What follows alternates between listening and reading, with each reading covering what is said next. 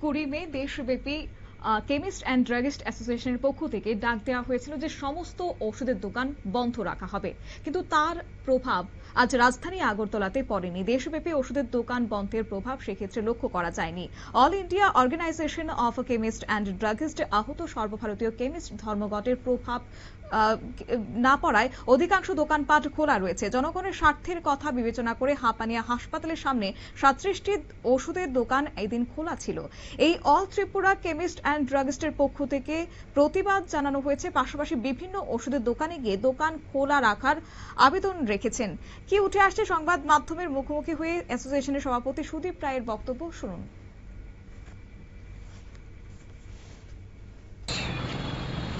একটা স্বার্থসন্ধি ব্যবসায়ী তারা বন্ধ রাখছে।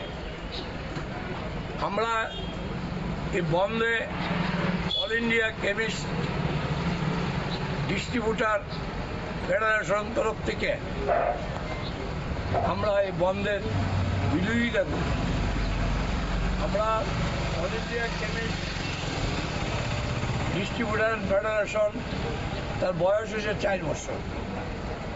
আমরা আজকে 21টা স্টেটে আমরা বিরোধিতা করতেছি, আসাম, বেঙ্গল, বিহার, উড়িষ্যা ইত্যাদি এবং ত্রিপুরা।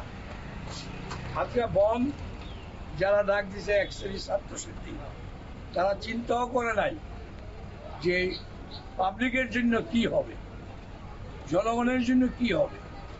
আজকে আমরা হাফাইনের মতন একটা ত্রিপুরা মেডিকেল কলেজ সামনে 37টা দোকান ত্রিপুরা কেমিস্ট অ্যান্ড ড্রাগিস্ট অ্যাসোসিয়েশনে এবং কমলপুর এবং বিভিন্ন মার্কেটে বহুত ওষুধের দোকান খোলা আছে।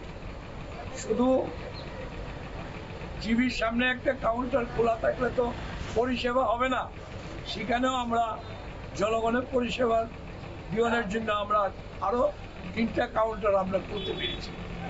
আইজিএমেও আমরা 2টা কাউন্টার করতে পেরেছি এবং বিশেষ করে গ্রামের যে বাজারগুলি আছে, এই বাজারগুলির যে ওষুধের দোকান আছে, সেখানে যে জনগণ আছে তাদের পরিষেবাটা কিভাবে দিবে, আজকাল যে স্বার্থসিদ্ধি মানুষ আছে তারা এটা চিন্তা করে না।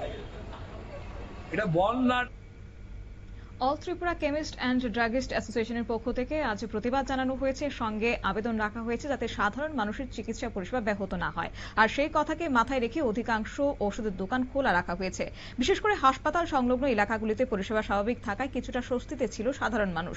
তবে এই ঘটনাকে কেন্দ্র করে সংগঠনের পক্ষ থেকে প্রতিবাদ এবং অবস্থান স্পষ্ট করা হয়েছে। এখন দেখার বিষয় হচ্ছে আগামী দিনে এই বিষয় নিয়ে সংগঠন এবং প্রশাসনের মধ্যে কি ধরনের সিদ্ধান্ত উঠে আসে। নিয়ে নিচ্ছি ছোট্ট একটি বিজ্ঞাপন বিরতির সঙ্গে থাকুন।